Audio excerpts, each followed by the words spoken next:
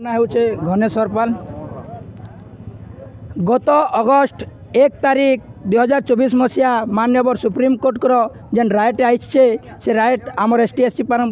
अति दुर्भाग्यजनक है से लगी बोली आज सारा भारत बंद करा जाइए से भारत बंद के आज कुरसुर पंचायत भी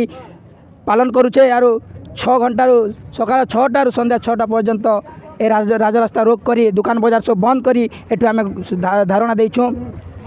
सरकार रिजर्वेशन भितर रिजर्वेशन सिस्टम जेन करुछन भाई भाई मनकर भितर जेन वर्गीकरण नीति करवा के सुप्रीमकोर्ट जेन रायट आई से लगी आज भारत बंद कार्यक्रम करा जाइए आउ से सबू सामिल होइछन हमर एस टी एस सी भाई भौणी माने सब